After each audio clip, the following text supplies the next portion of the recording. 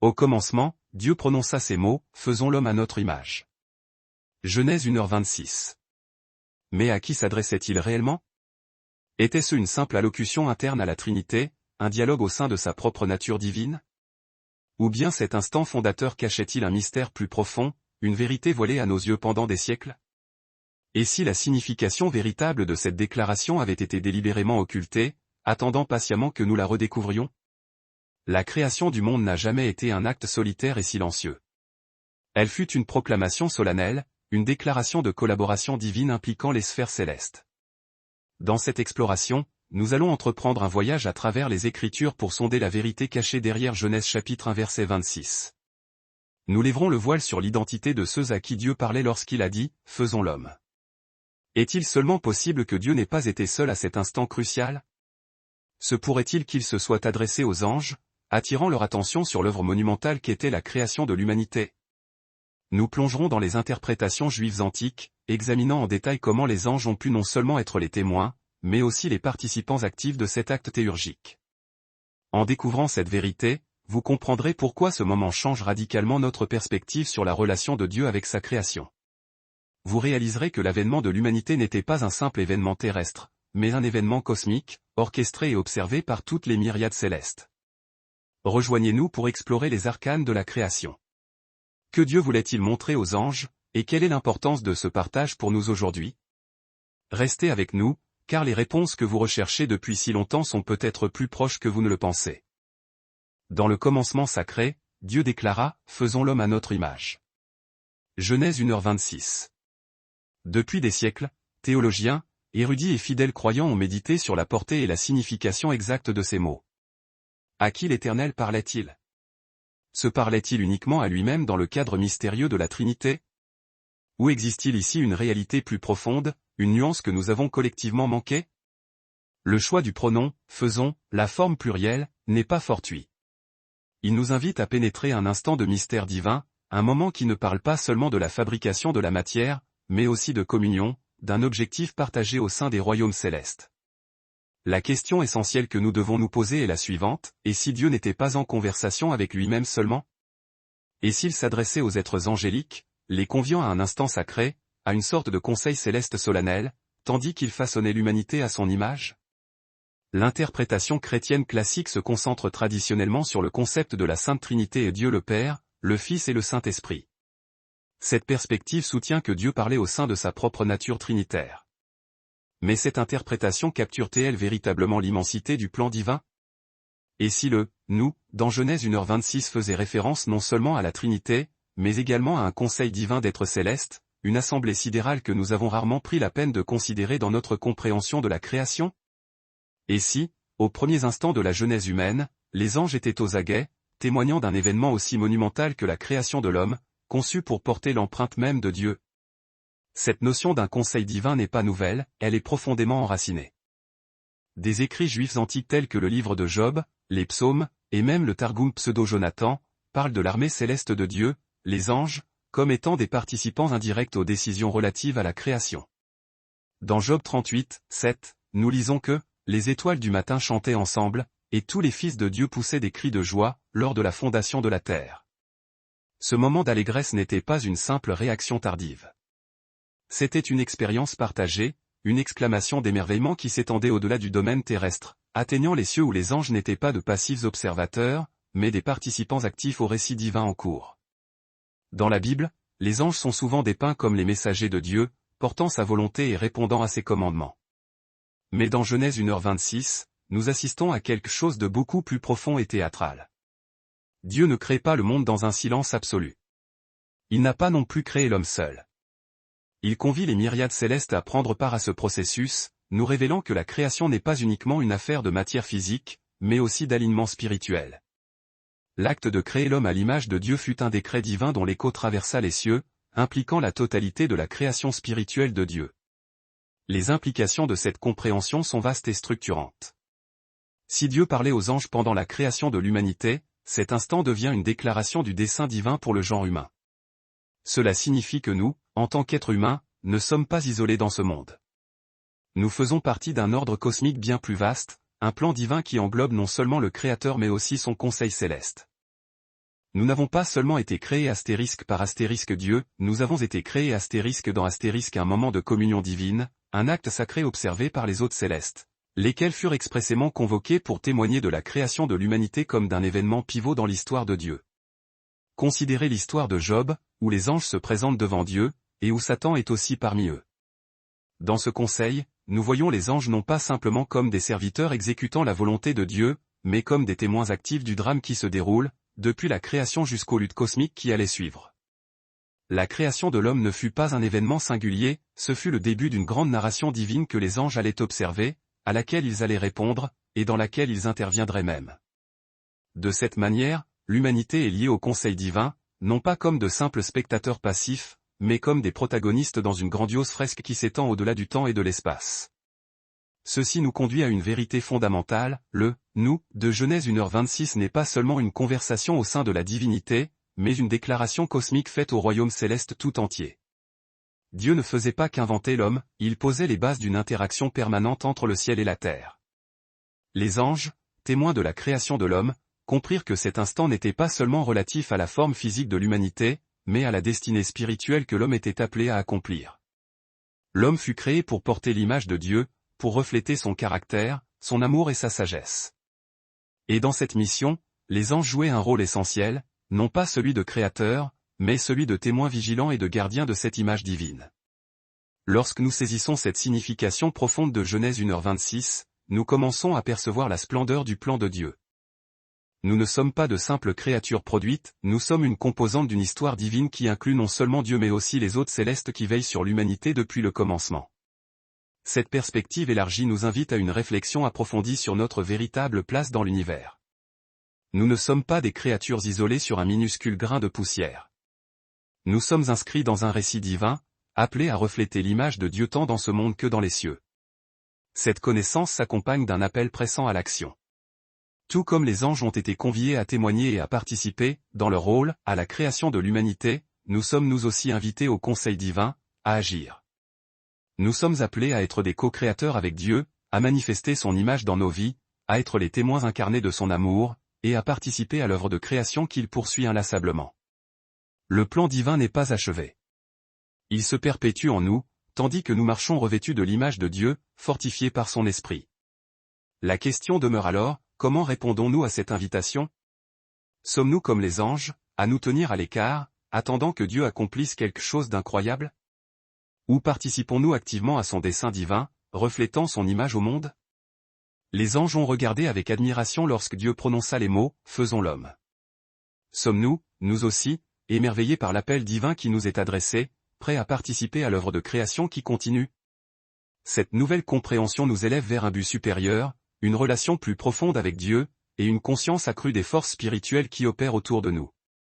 En méditant sur la création de l'humanité, nous nous rappelons que nous sommes partie intégrante de quelque chose de bien plus grand que nous-mêmes, un plan divin qui a précédé le temps et qui se prolongera dans l'éternité. Vivons donc comme ceux qui sont créés à l'image de Dieu, qui ont été invités au conseil divin, et qui sont appelés à refléter sa gloire au monde. Alors que nous poursuivons cette exploration, gardons en mémoire que nos vies ne sont pas uniquement une question d'existence, mais de détermination.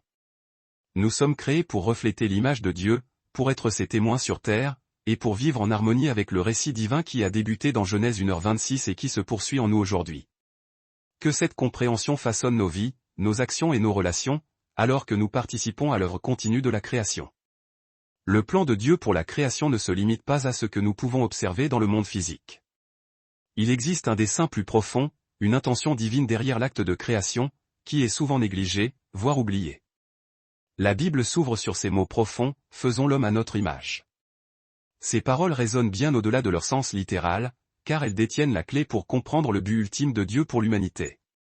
Dans ce verset, Dieu n'était pas simplement en train de créer un être physique, mais il établissait une nouvelle réalité cosmique, une réalité où l'humanité porterait son image et marcherait en relation privilégiée avec lui. Cette déclaration divine en dit long sur la nature de Dieu et sur ses désirs pour nous, ses créatures. L'utilisation du « nous » dans Genèse 1h26 nous oblige à repenser tout ce que nous pensions savoir sur l'interaction de Dieu avec sa création.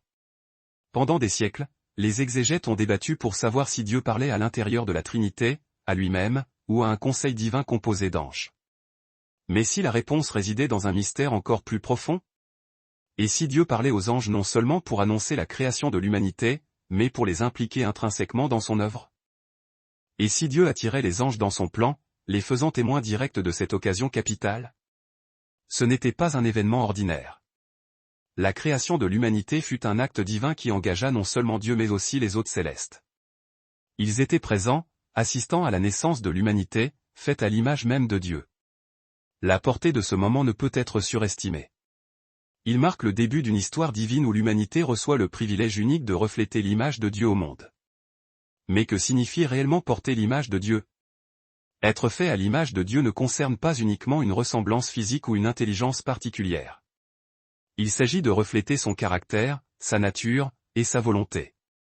Nous sommes créés pour vivre en harmonie avec Dieu, pour manifester son amour, sa sainteté et sa sagesse.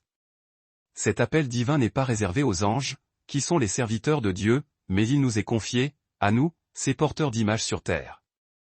Considérez ceci, lorsque Dieu créa Adam et Ève, il le fit dans un dessein qui transcendait leur simple existence individuelle. Ils furent créés pour porter l'image de Dieu, pour refléter sa gloire dans le monde. En un sens, ils étaient les ambassadeurs de Dieu sur terre, appelés à gouverner et à gérer la création. Ce n'était pas une simple tâche, mais un privilège divin, un appel qui était en quelque sorte partagé avec les hôtes célestes. Les anges qui étaient présents lors de la création de l'humanité comprenaient le poids de cette responsabilité. Ils savaient que l'humanité était distinguée de toute autre création, conçue pour refléter l'image de Dieu d'une manière qu'aucune autre créature ne pouvait égaler. Cette compréhension est un défi pour nous aujourd'hui. Nous ne sommes pas seulement des êtres créés, nous sommes les porteurs de l'image de Dieu. Cette vérité métamorphose la manière dont nous vivons, dont nous interagissons les uns avec les autres, et dont nous percevons notre rôle dans le monde. La Bible nous révèle que nous sommes faits pour refléter la ressemblance de Dieu, pour marcher selon ses voies et pour accomplir son dessein. Mais cela ne signifie pas seulement mener une vie morale ou faire de bonnes actions. Cela implique de vivre d'une manière qui honore Dieu, qui reflète son amour et sa bonté à ceux qui nous entourent. Cela signifie incarner son caractère dans chaque aspect de nos vies, nos relations, notre travail, nos passions, et même nos épreuves. Lorsque nous comprenons la profondeur de ce que signifie être créé à l'image de Dieu, cela apporte une perspective renouvelée à chaque facette de notre existence. La manière dont nous traitons les autres, la façon dont nous gérons les défis, la recherche de justice et la guérison des fractures du monde, toutes ces choses témoignent de l'image de Dieu en nous. Mais cela ne concerne pas uniquement nous. Les anges furent appelés à assister à cet acte de création, à voir l'humanité créée à l'image de Dieu. Ils saisissaient la signification divine de cet instant et furent invités à en être partie prenante. Cela nous rappelle que nous ne sommes pas seuls dans notre parcours. Les anges, les hôtes célestes, observent. Ils participent au récit divin à nos côtés. Ce ne sont pas des êtres distants et détachés. Ils font partie de la grande narration cosmique qui nous inclut. Et tout comme ils furent appelés à être les témoins de la création de l'humanité, nous sommes appelés à vivre d'une manière qui reflète l'image et le dessein de Dieu pour nos vies. Il y a une leçon fondamentale ici pour nous. Lorsque Dieu parle, il le fait avec intention et détermination. Ces paroles ne sont pas de simples déclarations de puissance, elles sont des invitations à participer à son plan divin. La création de l'humanité ne fut pas un acte isolé.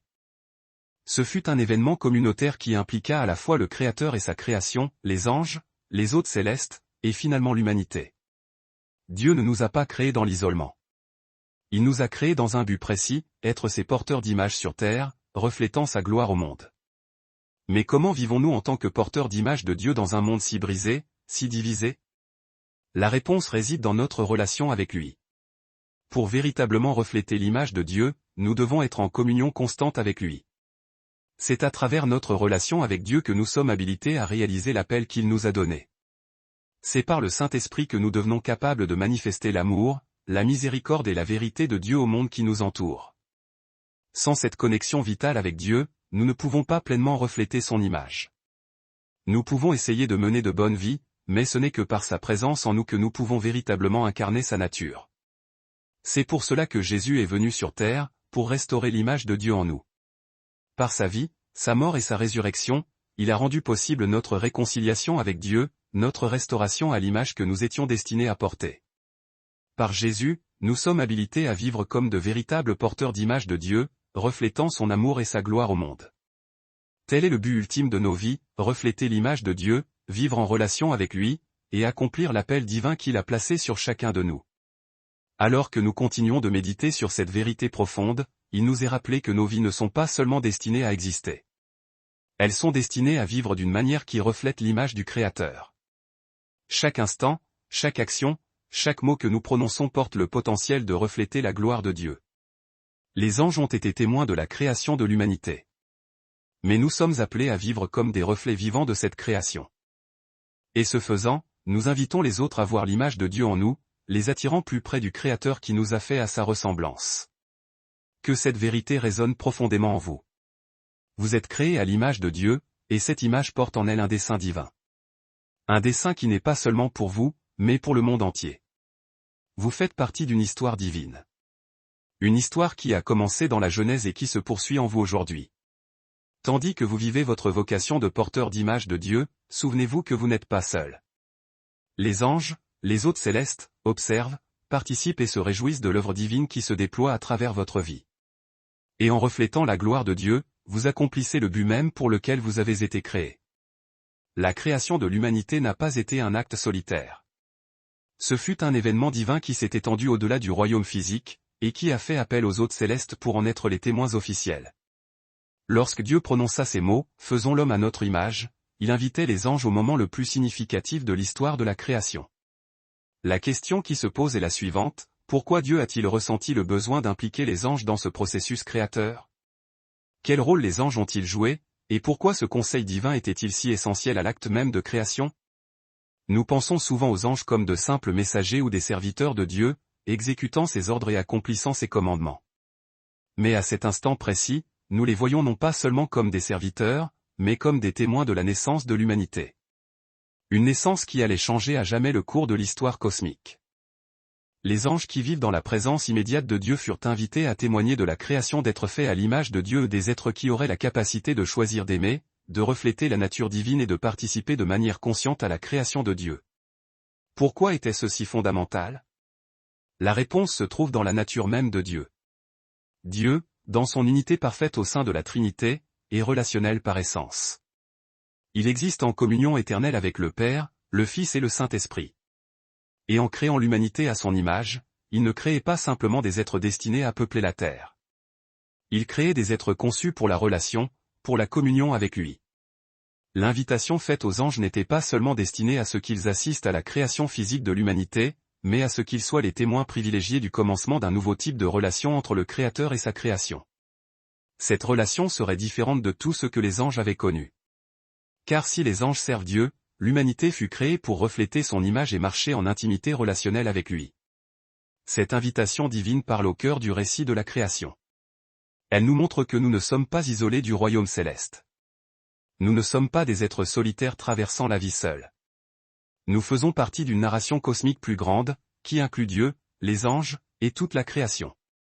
Dès l'instant de notre création, nous avons été mis à part pour un dessein divin, refléter l'image de Dieu au monde. Ce privilège n'a été donné ni aux anges, ni à aucune autre partie de la création. Il nous a été confié. Nous avons été faits à l'image de Dieu, appelés à refléter son amour, sa sainteté, sa sagesse et sa miséricorde au monde qui nous entoure. Pensez à la relation entre Dieu et l'humanité de cette manière. Tout comme Dieu existe en unité parfaite au sein de la Trinité, il nous a créés pour exister en unité avec lui et les uns avec les autres. La création de l'humanité n'était pas seulement une affaire de fabrication d'êtres physiques. Il s'agissait de créer le socle d'une relation. Dieu ne nous a pas créés simplement pour exister. Il nous a créés pour être en communion avec lui, pour refléter son image et pour participer à l'histoire divine qu'il était en train d'écrire. Cette relation divine est le fondement de notre identité profonde. Nous ne sommes pas définis par nos circonstances ou nos réalisations. Nous sommes définis par notre relation avec le Créateur. Notre valeur intrinsèque provient du fait que nous avons été faits à son image, et notre but est de refléter cette image au monde. Cette compréhension remet en question la manière dont nous nous percevons souvent. Nous vivons dans un monde qui recherche constamment la validation de sources extérieures, notre apparence, nos succès, notre statut social. Mais la vérité est qu'aucune de ces choses ne définit qui nous sommes réellement. Notre véritable identité se trouve dans le fait que nous sommes créés à l'image de Dieu. Cette vérité devrait modeler la manière dont nous vivons, dont nous interagissons avec les autres et dont nous envisageons notre rôle dans le monde. Le rôle des anges en tant que témoins de la création de l'humanité ne se limite pas à leur simple présence lors d'un événement. Il s'agit de la signification profonde de ce dont ils étaient les témoins. La création de l'humanité fut un moment où le ciel et la terre se sont rencontrés, où le divin et le terrestre se sont unis d'une manière inédite.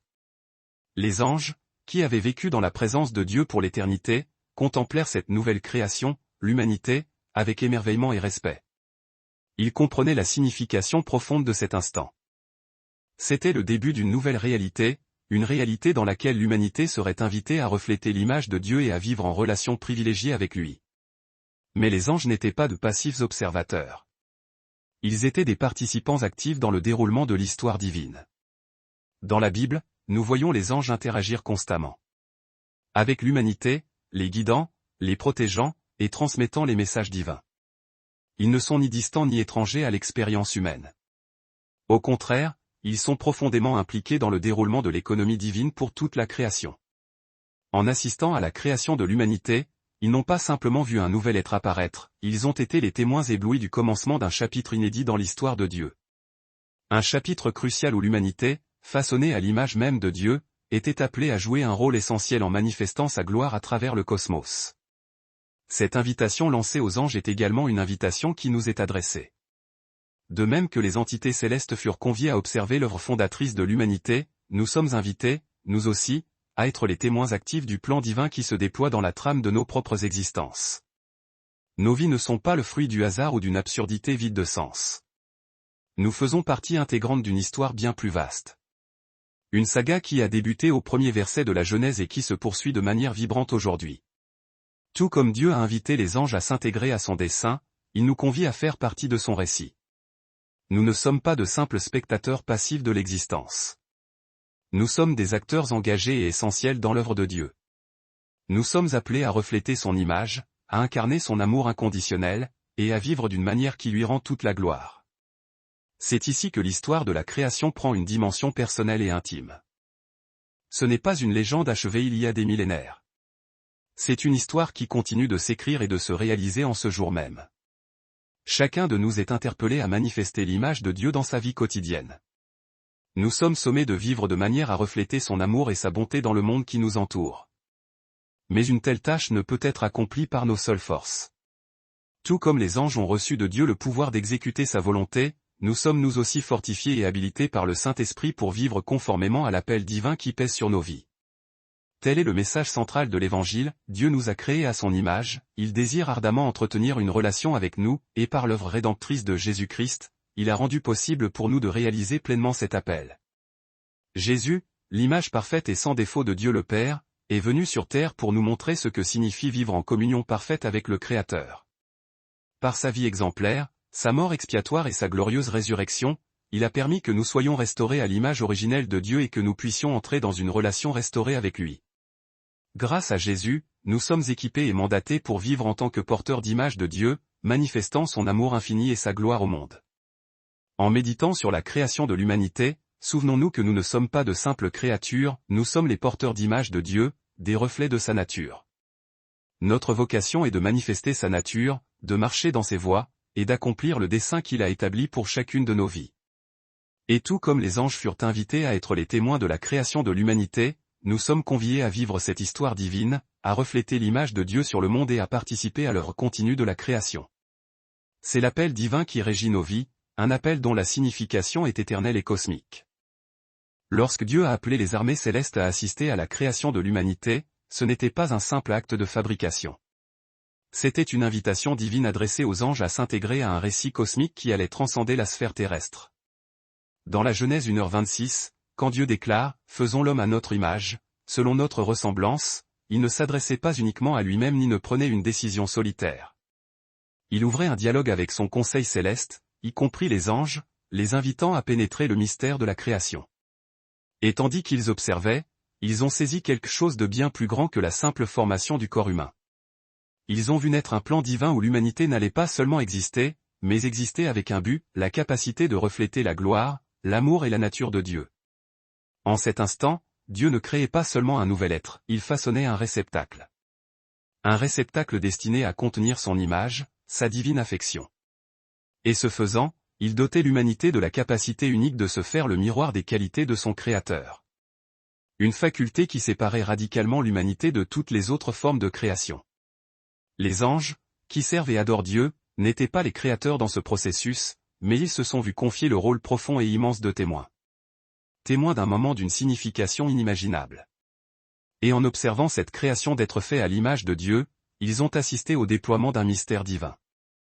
Un mystère qui s'approfondirait encore lorsque l'humanité, plus tard, chuterait pour être finalement rachetée.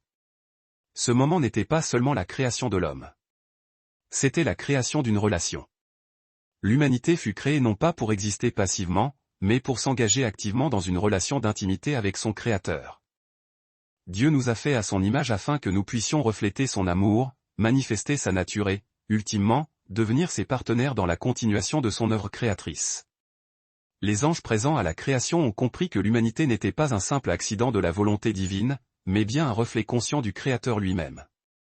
Nous avons été faits pour porter l'image de Dieu, pour manifester sa nature et pour partager la communion divine qui existait au sein de la Trinité depuis l'éternité.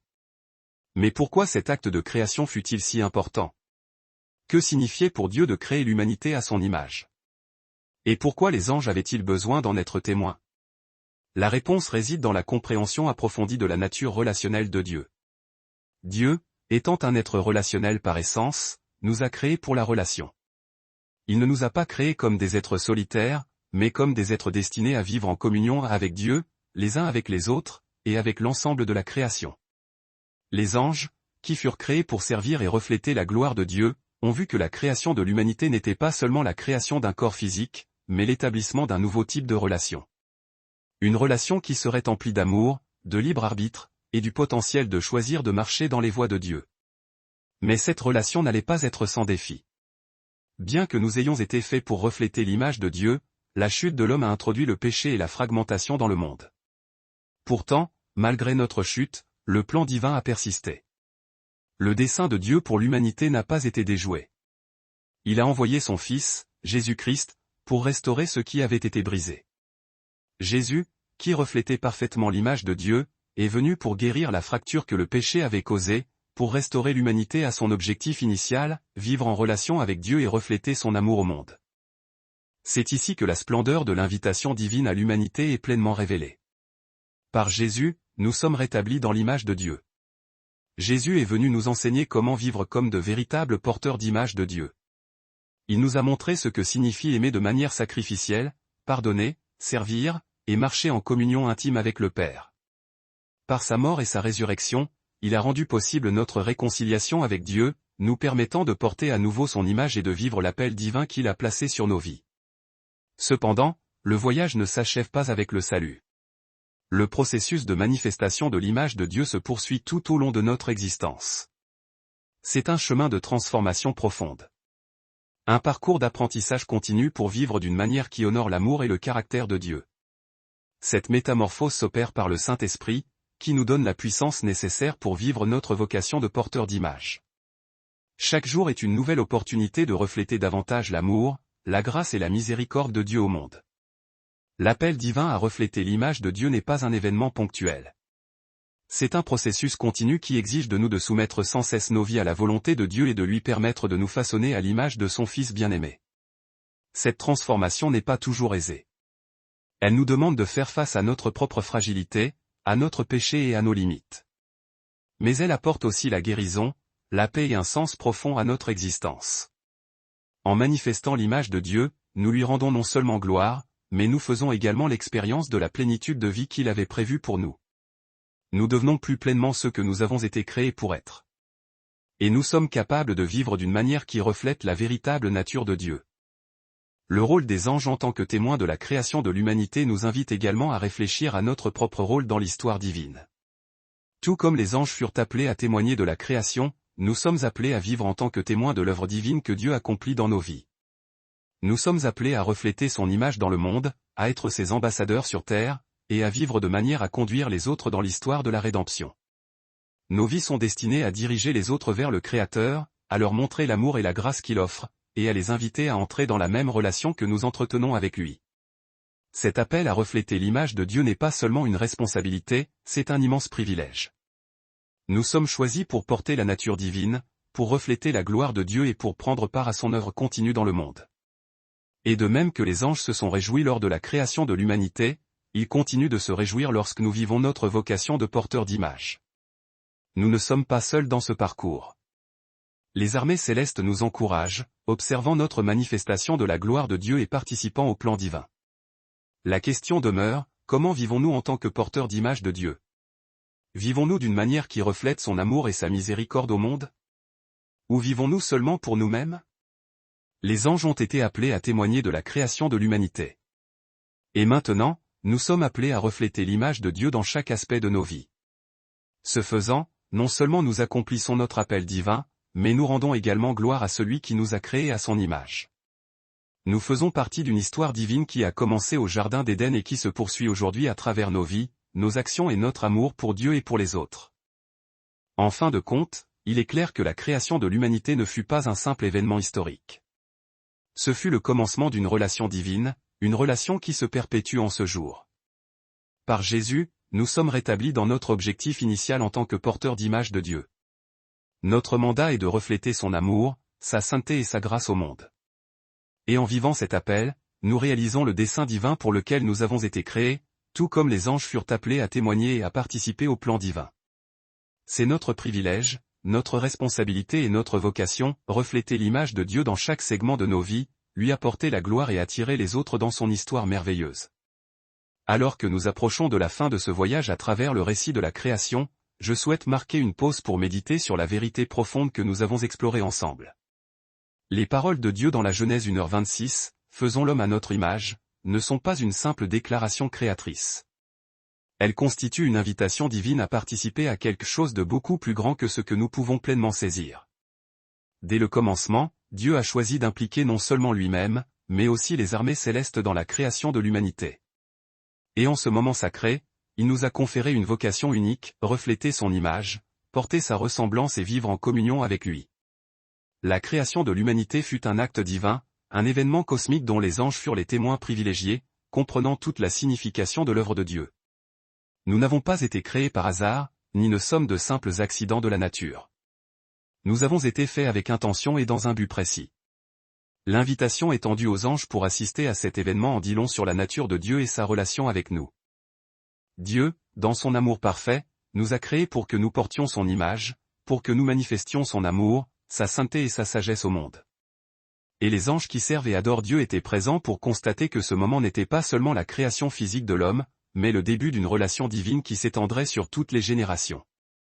Mais il ne s'agit pas seulement de ce qui s'est passé dans le passé. Cette histoire se poursuit aujourd'hui en chacun de nous. Nous aussi, nous sommes appelés à refléter l'image de Dieu dans tout ce que nous entreprenons. Nos vies sont destinées à être un témoignage vivant de son amour, de sa grâce et de sa vérité éternelle. Chaque action, chaque parole, chaque instant vécu est une opportunité de refléter la gloire du Créateur. Tout comme les anges ont été appelés à témoigner de la naissance de l'humanité, nous sommes appelés à vivre d'une manière qui reflète cette même gloire divine. Nous ne sommes pas seuls dans ce parcours. Les armées célestes, les anges, sont avec nous, nous encourageant tandis que nous réalisons la vocation qui fut placée sur l'humanité dès le commencement.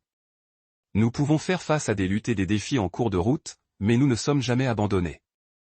Nous faisons partie de quelque chose de bien plus grand que nous-mêmes. Nous faisons partie d'une histoire divine, une histoire qui a commencé avec la création et qui se prolonge en nous aujourd'hui. Et tout comme les anges ont regardé avec admiration l'humanité être créée à l'image de Dieu, nous sommes appelés à vivre dans l'émerveillement face à l'appel divin qui nous est adressé. Nous sommes appelés à être des co-créateurs avec Dieu, reflétant son image au monde qui nous entoure, apportant sa lumière et son amour à ceux qui sont dans le besoin. Si cette réflexion a touché votre cœur, si elle a apporté de la lumière dans votre vie pendant des moments d'obscurité, je vous invite à soutenir ce cheminement de la manière qui vous est possible. Votre encouragement et votre présence ici ont plus de valeur que les mots ne peuvent l'exprimer. Si ce message vous a aidé à trouver une compréhension plus profonde de votre propre but, s'il a allumé un désir de refléter l'image de Dieu dans votre vie, je vous prie de le partager. Partagez-le avec ceux qui pourraient avoir besoin de l'entendre, ceux qui aspirent à voir la lumière de Dieu briller dans leur existence. Et si vous sentez que ce contenu a apporté une valeur essentielle à votre âme, je vous invite à soutenir cette chaîne. Votre soutien, que ce soit par des mentions j'aime, des partages ou des commentaires, m'aide à poursuivre cette mission de diffusion de la parole de Dieu. Chaque parcelle d'énergie que vous donnez, chaque moment d'encouragement, est inestimable pour moi. Votre engagement renforce non seulement cette communauté, mais contribue également à porter la lumière du message de Dieu à ceux qui en ont le plus besoin. Je suis profondément reconnaissant envers chacun de vous et je veux que vous sachiez que votre présence ici est une bénédiction. Ensemble, continuons à refléter l'image de Dieu, à vivre l'appel divin qu'il a placé sur nos vies et à faire briller sa lumière dans l'obscurité. En allant de l'avant, souvenons-nous que nous ne sommes pas seuls. Les anges, les armées célestes sont avec nous, nous encourageant tandis que nous accomplissons notre dessein. Et en reflétant l'amour de Dieu au monde, nous lui rendons gloire et invitons les autres à se joindre à cette histoire divine. Merci d'avoir fait partie de ce voyage et pour votre soutien constant. C'est un honneur de marcher sur ce chemin avec vous. Continuons à refléter l'image de Dieu au monde, pas après pas, et laissons son amour briller puissamment à travers nous.